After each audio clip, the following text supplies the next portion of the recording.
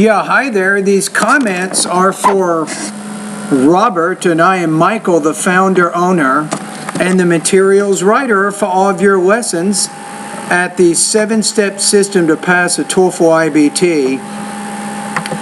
And you completed my pronunciation pretest, and I'm getting ready to listen to it right now, and I think you're answering the questions in part B. So let me go to the pronunciation area of my course here. Click on the pretest.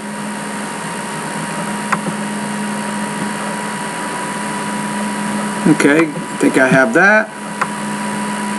Now let's go back to what you say.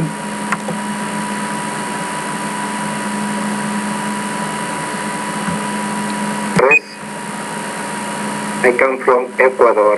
Okay.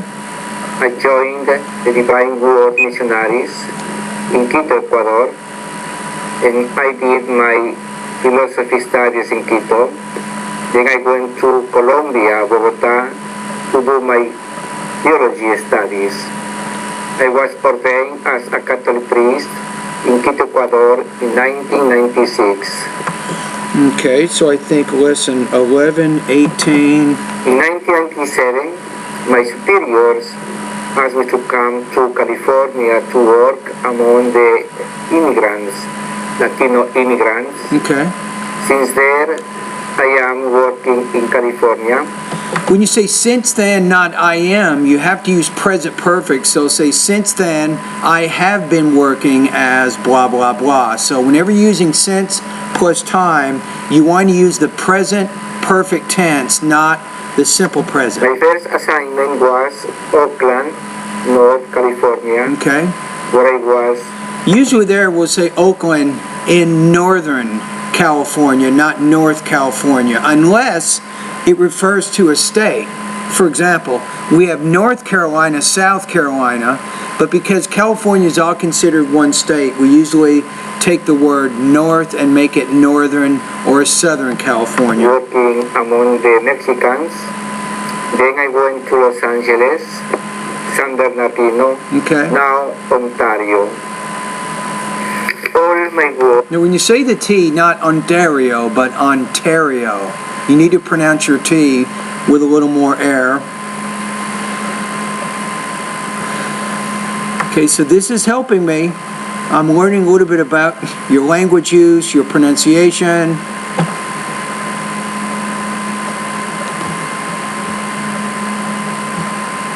Okay. Work in this country has been done in Spanish. Okay. But now I realize that I need to improve my English. Okay. Because I am in a speaker country. But I know that with only Spanish I can survive in here. Yes. But if I improve my English, I will be able to speak with native people. Yes. And learn more about American people and United States country. Okay.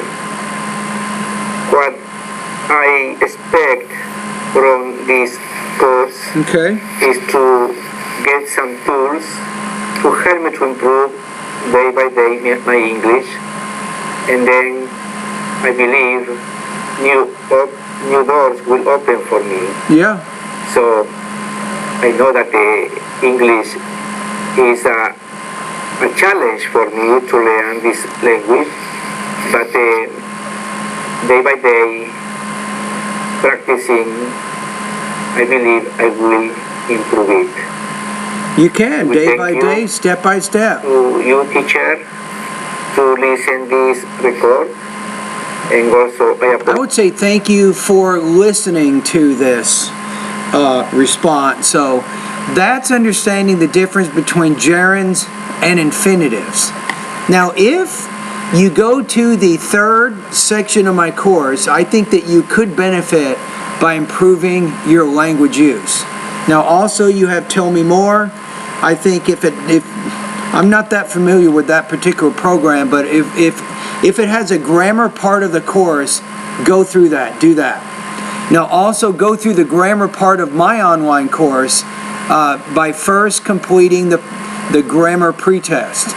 And that'll tell you which areas you should focus on the most. I listened it too late. Some work in my Paris and some things came out, so I couldn't do it at the time. Thank you. And it's okay, better late than never, right? And I apologize. I almost forgot about your recording. I saw your email, and for whatever reason, I forgot to listen and comment on it. And I hope to receive your response, your help about this report. I would say about this recording. Okay, now here's my recommendations. I recommend that you go through all of my pronunciation lessons and practice the videos and practice reading out loud with me. I think that's going to help you with your pronunciation. Now here are the lessons that you need really a lot of practice with. Lesson number 10, 11, 12, 18, 23, and pronunciation lesson number 24. Now in those lessons, again, 10, 11, 12, 18, 23, and 24, I want you to start with lesson 10. Go into the lesson, and then after you feel like you understand the sounds, then do the 2 voice recordings, and then send that to me. You can also pick a sample speaking practice test too. I'd also like to listen to your speaking as well, right? I think I already sent you an email on that, but just in case, I'll put some of the speaking topics in this email that you can choose from. So here's what you're going to do. You do lesson 10, you're going to send me the 2 voice recordings plus a speaking topic, and I can continue to give you more feedback on your pronunciation.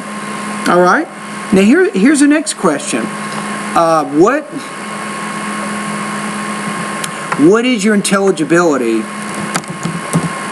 on a scale of 1 to 7? 1 would be a high beginner of American English, and 7 is a native speaker. Now, obviously, you're not a high beginner, and you're not a native speaker yet. So right now, I'm going to put you kind of in the middle. I'm going to put you at about 3.5 out of 7 with your intelligibility right now. You can click on the link in this discussion thread to get more information about your speaking. So if you practice, if you're watching TV on a regular basis in English, if you're reading newspapers in English, reading the Bible in English, the more exposure you get excuse me, in English, I think the more effective you will be in changing those aspects of your pronunciation that are making it difficult for other people to understand. All right? Anyway, thank you very much for completing this pretest.